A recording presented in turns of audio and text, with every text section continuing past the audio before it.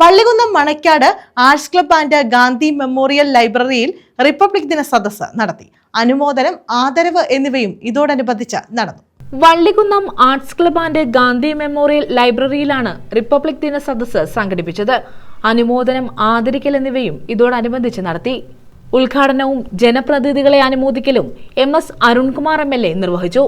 നമ്മുടെ രാജ്യത്തിന്റെ ഭരണഘടന ലോകത്തിലെ ഏറ്റവും വലിയ ജനാധിപത്യ രാജ്യം, ലോകത്തിലെ ഏറ്റവും വലിയ ലിഖിത ഭരണഘടന ഉള്ള രാജ്യം. ആ ലിഖിത ഭരണഘടനയുള്ള രാജ്യത്ത് സമത്വവും സ്വാതന്ത്ര്യവും എന്ന നിലയിൽ എല്ലാവരെയും ഉൾക്കൊള്ളാൻ, ജാതി, മതം, ഭാഷ, ലിംഗം, വർണ്ണം വ്യത്യാസമില്ലാതെ തുല്യനീതി അധിഷ്ഠിതമായ രൂപപ്പെടുത്തലാണ് ഉണ്ടായിട്ടുള്ളത്. ഭരണഘടന എങ്ങനെയാണ്? അങ്ങനെ ഭരണഘടന രൂപപ്പെടുത്തിയിട്ടുള്ളത് കൊണ്ടും നമ്മളതിൻ്റെ ഭാഗമായതുകൊണ്ടും നമ്മളെല്ലാം വൈവിധ്യങ്ങളുള്ളവരാണെങ്കിൽ ആ വൈവിധ്യങ്ങളിൽ പെടാതെ ഒന്നായി മുന്നോട്ട് പോകുന്ന S ജോയിക്കുട്ടി അധ്യക്ഷത വഹിച്ചു.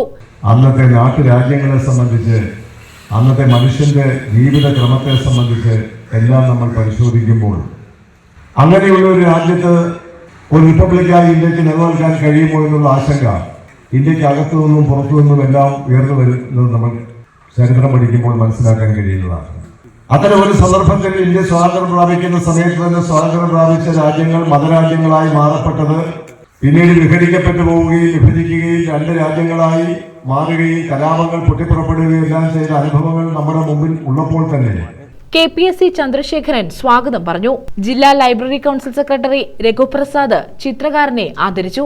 സംസ്ഥാന ലൈബ്രറി കൗൺസിൽ അംഗം വള്ളികുന്നം രാജേന്ദ്രൻ, VAC രക്ഷാധികാരി T Madhavan, ASHA Ashokan, G Sreekumar, V Kesava Pillai, R Sabu, B Rajalakshmi, K Jayamohan, D Rohini, Anitha, Geetha മധു, റാണി Sathyan, Suhair Vallikunnam, Tridip Kumar, Anusree, Vimalan V, P Prakash, Harish Kattoor, N Mohankumar തുടങ്ങിയവർ പങ്കെടുത്തു.